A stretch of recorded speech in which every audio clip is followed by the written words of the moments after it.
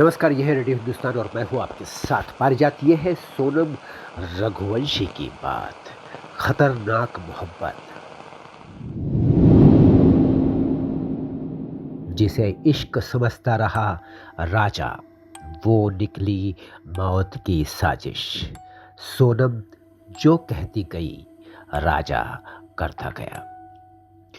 सोनम रघुवंशी की ये कहानी दुखद है, जिसमें एक तरफ था प्रेम जीवन के का सुंदर आरंभ, तो दूसरी तरफ था षड्यंत्र जीवन के समापन का। एक तरफ था प्रेम जीवन के सुंदर आरंभ का, दूसरी तरफ षड्यंत्र जीवन के समापन का। कौन जीता, कौन हारा? दोनों हार गए, जीता कोई भी नहीं।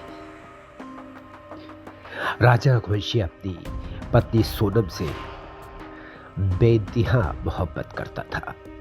उसकी हर बात को सर झुकाकर मानता था। 4 दिनों के साथ में मुझे नहीं लगता कि उसने किसी बात पर भी इनकार का सिर हिलाया होगा सोनम के सामने। बिना कोई सवाल किए, बिना कोई शंका जताए उसने अपना प्यार दिखाया और हर बात सोनम की मान ली। कब हनीमून पर जाना है, कौन सा रास्ता चुनना है, क्या पहनना है, कितने पैसे साथ ले जाने हैं, हर फैसला सोनम लेती रही और राजा बस हामी भरता रहा। लेकिन राजा को ये क्या पता था कि उसके हाँ के पीछे एक खूनी साजिश पल रही थी। इश्क में डूबा राजा हर बात पर हामी भरता गया। राजा और सोनम की शादी को अभी कुछ दिन ही हुए थे। नया रिश्ता था, नई उम्मीदें थी और एक ऐसा प्यार जिसमें ना की कोई गुंजाइश नहीं थी, ना तो बीच में आ ही नहीं सकता था। सोनम के हर शब्द को राजा ने अपना नियम मान लिया था, अपनी खुशी मान ली थी। Your command is my pleasure. इस अंदाज में राजा ने सोनम के हर बात पर यकीन किया। ये यकीन नहीं, अंधा यकीन था। इस अंधे विश्वास ने राजा को उस मोड़ पर लाकर खड़ा कर दिया जहां से अब उसकी वापसी की कोई राह नहीं है। रिश्ता बन गया समाज की परिचय पुस्तिका से। इंदौर का निवासी राजा रघुवंशी एक ट्रांसपोर्ट व्यवसायी का बेटा था, तो दूसरी तरफ सोनम का परिवार इंदौर के कुशवाहा नगर में रहता है, जहां उसके पिता प्लाईवुड के कारोबारी हैं। दोनों का रिश्ता रघुवंशी समाज की परिचय पुस्तिका के जरिए जुड़ा।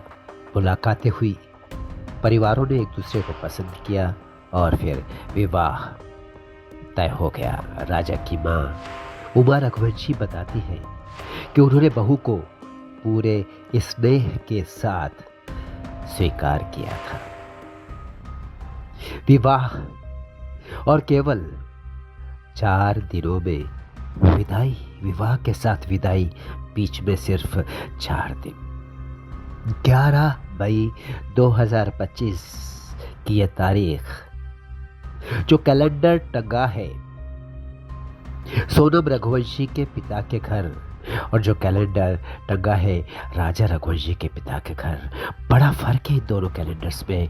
11 मई की 2025 की वो तारीख रुक गई है। इस कैलेंडर में, घड़ियों में वक्त रुक जाता है, कैलेंडर में तारीख नहीं रुकती।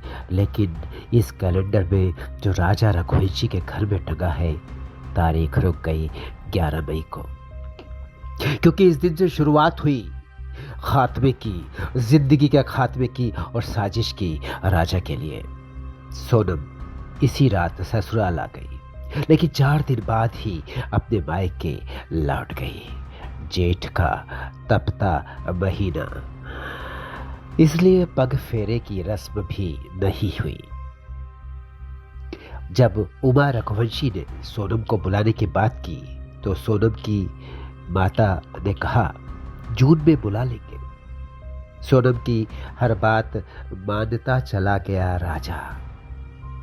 राजा का मन हनीमून जाने का नहीं था। परिवार की योजना थी कि जून में जाना ठीक रहेगा, लेकिन सोनम ने जिद की, चलो शिलांग चलते हैं। राजा मान गया बिना किसी से कोई सलाह लिए। वो पहाड़ पसंद नहीं करता था, लेकिन सोनम ने उसे वादियों का सपना दिखाया। फिर 20 मई को वो दोनों मेघालय रवाना हो गए। कपड़े, जेवर और पैसे सब सोनम की मर्जी से। राजा आमतौर पर सोना चांदी पहनकर बाहर नहीं जाता था, लेकिन सोनम ने कहा गहने पहनकर चलो। राजा ने चेन और अंगूठी पहन ली।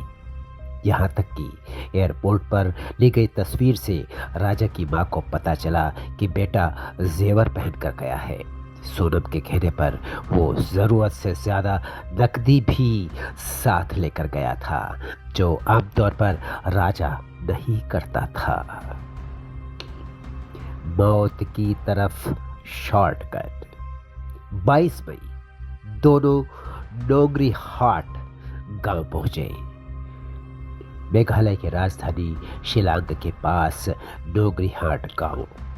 सोनम ने राजा से कहा ये शॉर्टकट है, जल्दी पहुंचेंगे। राजा ने माँ से फोन पर बताया भी कि सोनम उसे सुनसान रास्ते पर ले जा रही है।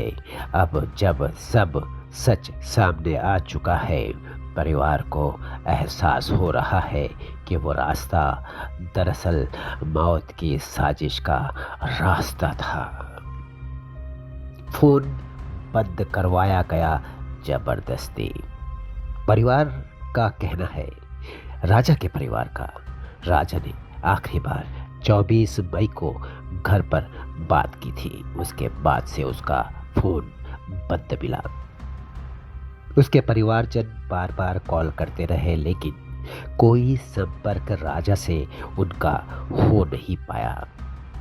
अब शक है कि सोनम ने जानबूझकर उसका फोन बंद करवाया ताकि उससे कोई भी संपर्क ना कर सके। जुर्म कबूल, साजिश बेनकाब। इंदौर क्राइम ब्रांच की पूछताछ में चारों आरोपियों ने आखिरकार अपना जुर्म स्वीकार कर लिया। पता चला है कि सोनम ने अपने प्रेमी और उसके साथियों के साथ मिलकर राजा की हत्या की योजना बनाई थी। अभी तक माना जा रहा था कि इंदौर में बैठा राज कुशवाहा पूरे अपराध का मास्टरमाइंड था, लेकिन जो नई जानकारी पुलिस की पूछताछ के दौरान इन 4 आरोपियों से मिली है, वो बताती है कि नहीं, दरअसल मास्टरमाइंड तो सोनम थी।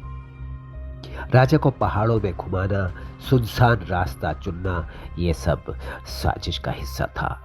हत्या के बाद शव को पुल के नीचे फेंक दिया गया, जहां 27 मई को एक लावारिस शव बरामद हुआ और 2 जून को उसकी पहचान हो गई। वो और कोई नहीं, राजा रघुवंशी था, इंदौर का।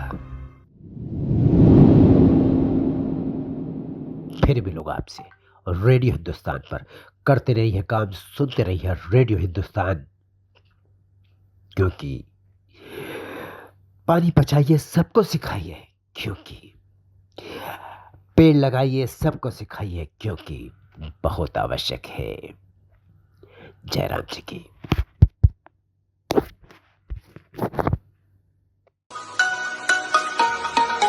रेडियो हिंदुस्तान।